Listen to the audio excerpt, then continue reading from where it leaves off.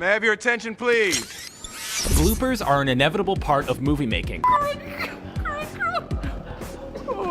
Like everybody else in the world, actors and everybody else involved in the movie-making process are only human. Mistakes will happen, but it goes without saying that as a general rule, most people would rather watch an actual movie than a movie's blooper reel. Let's go get on my bike. Okay. However, in some cases, either when a movie is particularly bad or a blooper is particularly good, the bloopers are actually more enjoyable to watch than the movies themselves.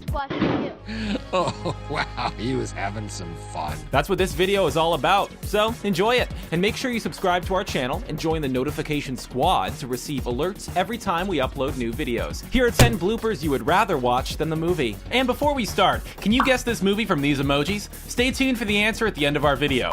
What kind of crappy suit is this? Spider-Man 3. 2007 Spider-Man 3 was a terrible movie, and a very poor finale to an otherwise great trilogy, and it's safe to say that watching bloopers from it is more enjoyable than watching the movie itself. There are certainly plenty of bloopers to choose from, including one classic example of an actor not being able to stop laughing. My parents and I were just having dinner here. Oh. Hello, I'm Gwen Stacy. Hi.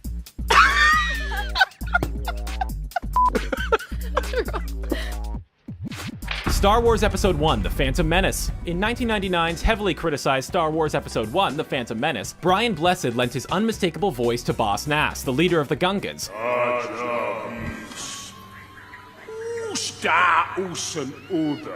who the Jedi failed to persuade to help the people of Naboo at the start of the movie. In the scene in which he's talking to the Jedi and their allies, there's a blooper that is far more entertaining than the movie itself. You shall all bombard.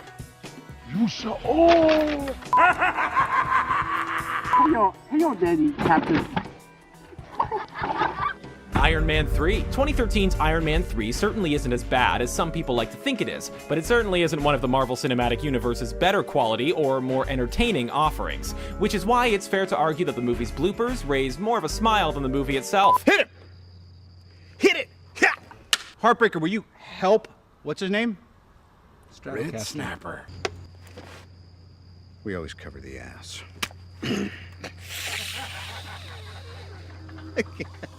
House of Wax. Any movie that has Paris Hilton acting in it is bound to be terrible. 2005's horror, House of Wax, saw her in one of the most prominent roles and was, unsurprisingly, not an exception to that rule. It was a ridiculous movie that made the original 1953 movie of the same name look like a masterpiece, so it's definitely more enjoyable to watch the bloopers.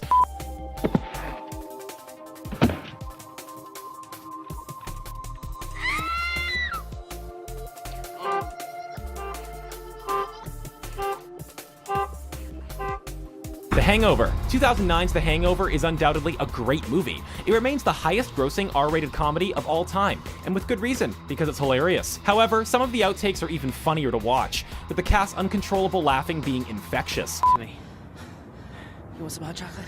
Like, just get me.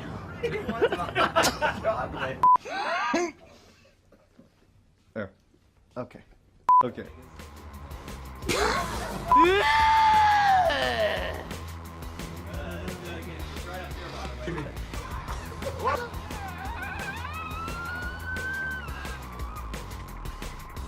Daddy Daycare. Daddy Daycare is one of those movies where the bloopers are quite literally the best part about it. The 2003 comedy, and we use that word very loosely, incorporates some of its gag reel into the credits at the end, and it's genuinely more entertaining than the previous hour and a half you have to endure before it.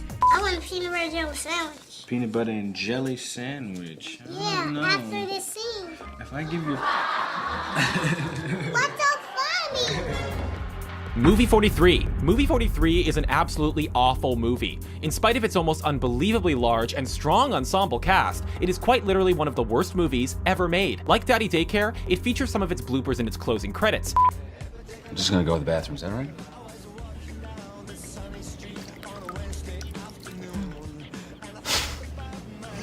I can't fucking... Men in Black 2. 2002's Men in Black 2 was undoubtedly the worst of the Men in Black movies, but it was still pretty enjoyable. That being said, with Tommy Lee Jones being such a straight-laced character in the franchise, seeing him mess up and subsequently laugh was always going to be more enjoyable than watching this movie as a full feature.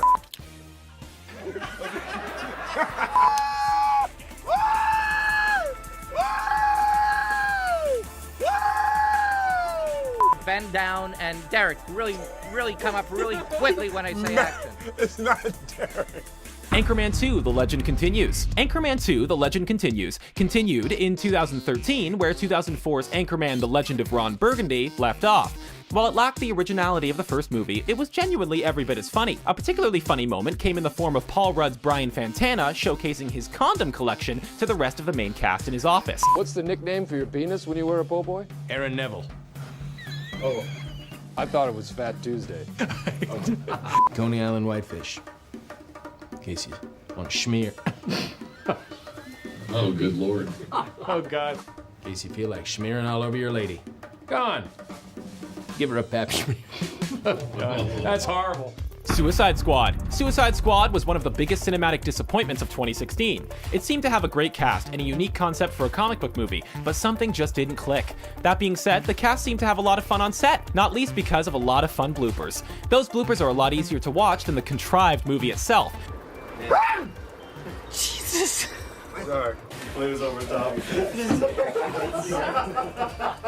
Hey, if I could see my actual reflection, it would have. Thanks for watching our video about 10 bloopers you would rather watch than the movie. What other bloopers were more entertaining than the movie they occurred in? And the answer to the movie emoji is, did you get the right answer? Let us know in the comments below, and don't forget to like the video and subscribe to Screen Rant for more fun videos like this one.